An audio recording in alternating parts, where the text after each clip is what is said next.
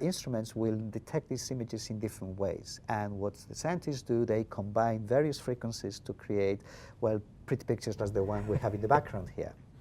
That's one element. And the second element is that the various instruments, they have different fields of view. Some of the instruments will be able to capture the complete solar disk. And at the same time, they will be able to look with very high resolution into very small portions of the sun.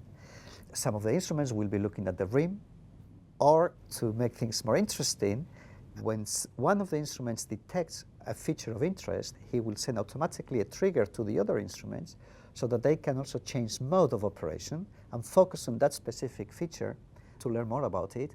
And if that involves, for instance, the ejection of material or a change to the solar wind, when that happens on the spacecraft, then also the in situ instruments will be able to react and to sense that specific feature. And that combination of things which happen on the surface or close to the surface of the sun, and then at the location, later on at the location of the spacecraft, is one of the key features and unique features of Solar Orbiter. There are a lot of fascinating and important instruments on the spacecraft. If the scientists see something interesting during an observation, do they have the ability to adapt and sort of reorient to take a look at that interesting event? Yeah, they want to maximize the opportunities, of course, and there are several ways of doing that. One way is something that we call the short-term planning, as opposed to long-term planning. Long-term planning is what the scientists do. They plan every instrument, every mode of operation, like 6 months in advance. However, every 24 hours, if they see a particular feature, or if there is a signal coming from a different space mission or from the ground, then they can change in very short time what the instruments will be doing in the next observation day.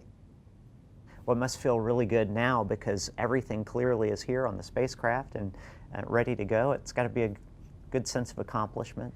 I think so. I think that overall, when you develop a space mission, there are always many challenges.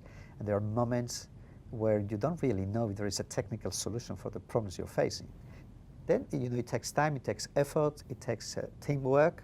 And now, once you move to the launch space, then it's like an army. I mean, different armies, they are sort of coming together, and sometimes people who you never met, but they've been working on this mission for years. Then you get to meet those people, and then you realize that everybody's working to the same goal. And I think it's a real sense of accomplishment and achievement, yeah. Well, and here we have it, a successful launch, and that team that Caesar mentioned is very proud and excited at this time. And we just want to congratulate them. And back to you, Joshua. Take it away. Hey, thanks, Blair. Yeah, obviously that international collaboration is such a theme running throughout this program and throughout this entire mission. We're glad to have them on board.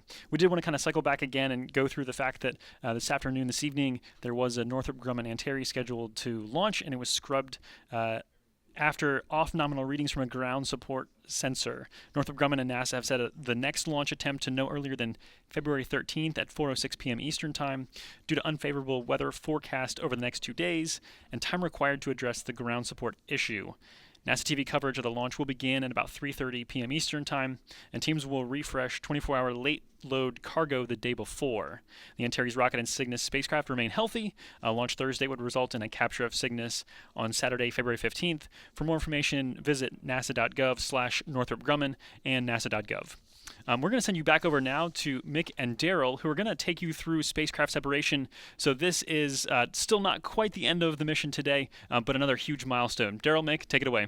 That's right, Joshua. It's a big moment that everybody is really anticipating here at this port of this portion of the mission. He's Mick Woltman. I'm Daryl Nail. 25 years as a vehicle systems engineer, so he's got all the knowledge to help break this down. And I will tell you, it's exciting every time we launch. The next mission is the most important, and tonight was great to see Solar Orbiter get off the ground. And like you said, we still have some things to do to make sure it's a mission success. But we're moving along, and things are looking really well. Centaur is in its phases of settling propellants and getting ready for that main engine start 2 coming up. So things are looking really good. Yeah, and he's not just saying that, folks. I literally got to watch him get a little giddy as we're getting ready to lift off. So it was an exciting moment. We are in that coast phase. We've been in this coast phase for quite a period of time now. We've got a few minutes left in it, and as you mentioned before, you can see in this graphical representation that there are thrusters that are being fired from time to time to settle that fuel inside of the Centaur, and that will allow it to restart. It's really one of the keys to this vehicle, and this vehicle, in fact, is pretty reliable. It's gotten really good at doing this, and it goes all the way back to the 1960s. Yeah, Centaur was designed for multiple engine starts and missions like this. So it's a very reliable vehicle to get that way. We're seeing now that we have pre-chill down on the engine, which means the engine is chilling down and getting ready for fuels to get through and start up ignition. The igniters would fire and we would get MES 2 or standing by for that call right now. We should be coming up on main engine start fairly shortly.